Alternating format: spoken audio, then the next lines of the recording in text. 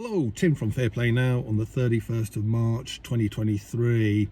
So last day of the month and 1st of April tomorrow, but as you can probably hear, raining on the raindrops on the roof here. Not much sign of spring yet. I would have hoped to have seen a few spring-like days by now, but looks like we're going to have to wait until April until that comes about. So a little bit disappointing, but I guess got to put up with wintry weather for just a little bit longer. No video from me yesterday. I was feeling a little bit under the weather both yesterday and the day before. Just some kind of normal lurgy that most people would around and about would have probably said, oh, I've got the lurgy, I've tested positive for the lurgy. But no, it's just a bit of a sniffle and nothing a few extra vitamin C tablets couldn't sort out. I'm on the mend now, so everything's tickety-boo. No need for endless jibber-jabblers for me.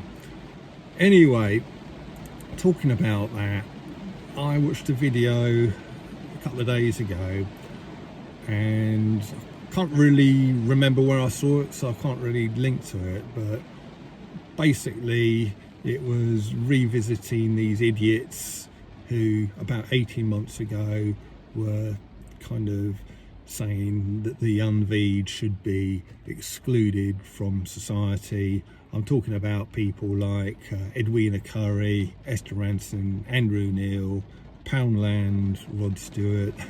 I like that. Yeah, it's such an insulting name for that bloke. If you don't know who he is, he's a bloke who runs a big plumbing company in London, and he's quite famous because he and his company have been featured on TV in the past, and so that is how he was able to spew his poison. And he looks like a very bad tribute act for Rod Stewart. So he's called Poundland Rod Stewart, and Poundland is like bargain basement sort of a chain of stores here in the UK. So that's where the name comes from. Not that the real Rod Stewart was any better, he was just as bad as well. But yeah, we just revisited it. And every time I see those clips again, I'm just appalled at how these people acted, how disgraceful and how despicable they were for basically having a go and people who just wanted to exercise a bit of bodily autonomy. Luckily, a couple of things happened where it reached a crescendo about 18 months ago, just under, around when the Plan B thing was brought in. It was quite funny actually, wasn't it, with that, because we had all of those people sort of speaking their poison just before the Plan B vote, and then that took place. And looking back, you sort of think, well, were they doing that to whip up hatred against the unveed so that the Plan B vote would be accepted? You know, it's just a thought. But luckily, that was the high tide mark. Things started receding pretty rapidly early in 2022, and I think the reason for that is twofold. First of all, it soon became apparent that the Big V wasn't preventing transmission, so they didn't really have a leg to stand on with what they were saying. And also this whipping up of hatred amongst the general population against the unveed didn't really fly, despite their best efforts to whip up that kind of hatred. It just didn't happen, did it? And I think it was because, fortunately, the vast majority of people, unlike these idiots who I've just talked about, are decent people. And although they probably think the likes of us are a little bit crazy, I think the vast majority of people are out there probably thought, well, okay, you know, they're a bit crazy, but it's up to them what they do, and I don't think they should be discriminated against. And therefore these fools who tried to light the sort of touch paper of hatred found that the touch paper was very soggy, so it just didn't get anywhere. But I had this thought, just supposing the touch paper had been dry, and also it was proven that the Big V did actually prevent transmission to a certain extent. Still a little bit dangerous, but it did actually prevent some transmission. And also, just supposing that these people did manage to whip up the people of Britain into a frenzy of hatred against the Unvied, just imagine, where would we be now? Probably excluded from society, more or less, or almost totally. We wouldn't be able to travel anywhere. We wouldn't be able to go on planes, trains, buses. Wouldn't be able to go in shops, possibly. Certainly wouldn't be able to go into restaurants, pubs, bars, shops, and all of that kind of thing. Cinemas, theatres, sports stadiums, or anything like that. And quite possibly we might have found ourselves in quarantine camps, very similar to the guy in that animated film I talked about last week. So that is something that could very easily have happened. We came so close to that happening, and it was just by the grace of God that it didn't happen. Okay, also down to the fact that we fought tooth and nail against it, and there was a lot of pushback, and I think people like the NHS 100 really highlighted to the nation that, hang on a minute, there are a lot of people who don't want this thing. And I think, you know, we did manage to head this off.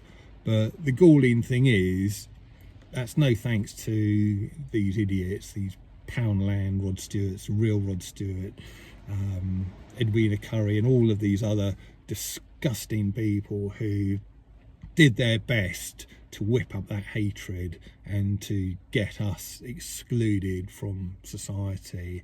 And the galling thing is, they're still walking free. They haven't had any comeback whatsoever, and they are still free to, you know, sort of say similar things in the future if it comes sort of around and about to that again, which I think we need to come down, or someone needs to come down on these people like a ton of bricks. And where is all of the hate speech or hate crime, whatever it's called?